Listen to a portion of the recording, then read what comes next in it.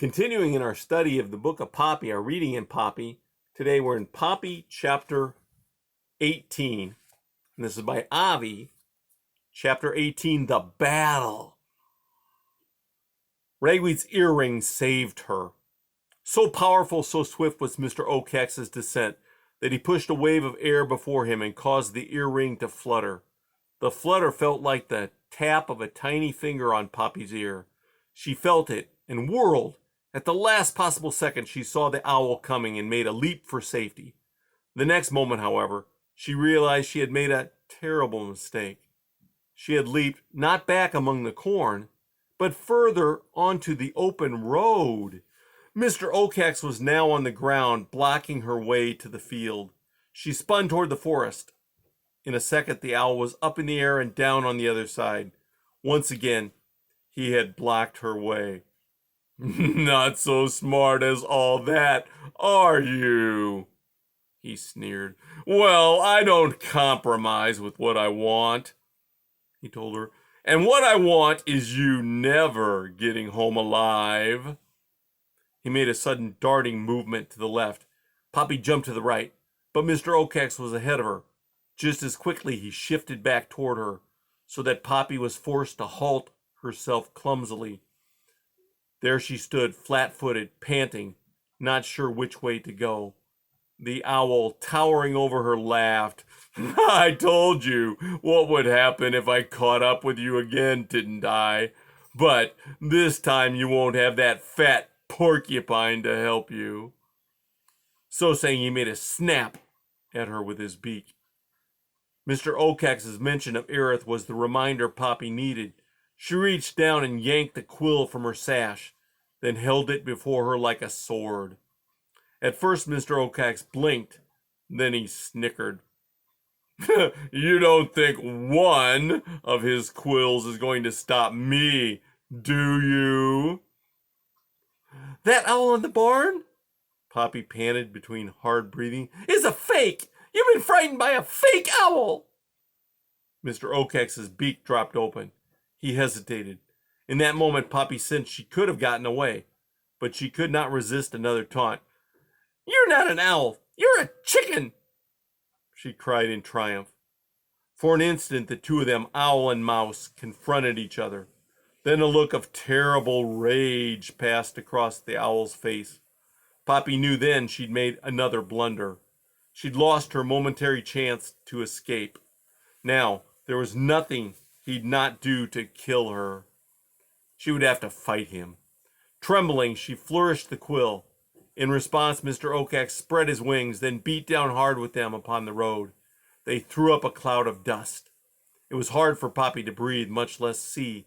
She took a step back, only to hear a sound behind her.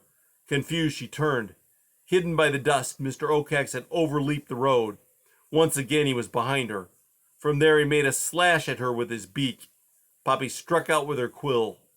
Seeing the quill and realizing the danger to his eyes, the owl pulled back. He glared at Poppy. He snapped his beak. Poppy stared back grim-faced, gasping for breath, waving the quill before her. "If it takes all night, I'll wear you down," the owl hissed. "All it takes is one mistake on your part, then you're done, finished." He made a forward feint. Poppy danced nimbly back. Mr. Oacax struck again. This time, it was not with his beak, but with his talons. Poppy, quill up, dodged the talons with a sharp, quick step to the side. But she knew her only hope was to get into the corn and hide. Otherwise, the owl could overpower her. Making sure of her footing, she began to back toward the forest. Just as she had hoped, Mr. Oacax leaped up and landed between her and the trees. It was then that she raced for the corn. Mr. Oacax was just as fast. Grasping her strategy, he barely touched earth when he took a flying hop forward to block her way. He advanced wildly now. Snapping and snarling in response, Poppy slashed wildly with her quill. Once she struck out at the owl's face, but hit only feathers. But though the blow glanced off harmlessly, it served to infuriate him. Mr. Oacax, closing in, darted his head in and out, side to side. Poppy was bewildered. Then the owl turned briefly away from her. In a flash, she made a successful rolling dive under his wing. She was behind Mr. Okax at last, on the corn side of the road. She started to run.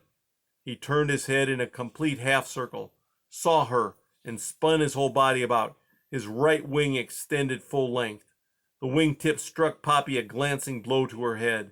Down she tumbled and landed on her back in the dust. Seizing his advantage, Mr. Okax pounced, beak open, tongue out hissing.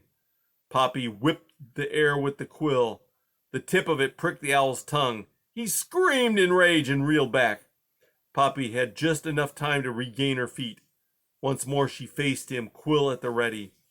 Mr. Okax stung, pressed forward, now this way, now that, head bobbing, weaving, viciously snapping his beak. Increasingly exhausted, Poppy was forced to give ground. She crumpled to her knees. It was the moment the owl had been waiting for. With a powerful kick, he thrust his left claw, talons spread wide, at Poppy's head. Poppy saw the claw coming. Using all her strength to grip the quill, she held it up with both paws to protect herself and jabbed it into Mr. Okax's claw as it came down. The owl gave a great squawk, fell back, and began to roll about violently. Fearful of losing the quill, her only weapon, Poppy pulled on it with all her might, but the barbs had caught. She could not get the quill loose. She was being dragged and bumped along. Mr. Okax, screeching and flapping his wings wildly, flailed into the air. Before Poppy knew what was happening, she too was in the air. She did tell herself to let go of the quill, but by the time she thought that, it was too late. To drop from the height Mr. Okax had already reached meant a fall to certain death. There was nothing to do but hang on.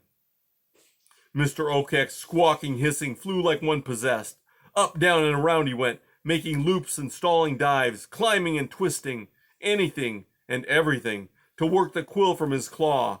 But the more he flexed and twisted, the more the barbs worked themselves into his claw, causing ever more excruciating pain. Poppy hung on. The fact that the owl was dragging a claw, and from that claw dangled a mouse, greatly impeded his flying. His flight path became increasingly wild. In his desperate desire to rid himself of pain, Mr. Okax ceased to look where he was heading. Violently he plunged toward the cornfield. Once over it, he lowered his left claw, and that meant Poppy, deliberately thumping it and her along the corn stalks in the hope that the quill would be jerked out. Poppy was being battered, but each time she decided to release her hold on the quill, the owl surged forward, causing her to cling to it more convulsively than ever. Knowing she could not take much more, Poppy tried to turn and see ahead. Mr. Okax was skimming low over the corn tops, but when he passed beyond them, he dropped toward the ground. Let go, Poppy told herself. Let go! But she was feeling so groggy, her own muscles would not respond. Then she saw what the owl was aiming for, the salt lick. And he was picking up speed. In his madness, he was preparing to strike his claw on that. Poppy had wits enough to sense that if she struck the hard salt, it would be the end for her. Let go! Let go! She cried to herself again. This time she did. Down she plummeted. As she did, Mr. Okax first rose, then dropped. Totally out of control, he slammed into the salt head on. So great was the blow that the salt shattered, while the owl went tumbling head over tail in an explosion of feathers. After 3 flips, he ignominiously flopped down like a sack of potatoes onto the ground. As for Poppy, she had landed on grass. For a moment she lay there, stunned, battered, and confused. She looked up into the sky but saw nothing. Then she looked across the lawn. She saw him then. Mr. Okax lay on his back, perfectly still. His claws were drawn up over his chest, slightly curled. The quill still stuck out of the left one. Scattered about among the feathers were chunks of salt. Poppy stumbled to her feet. She took a wobbly step or two toward the cornfield.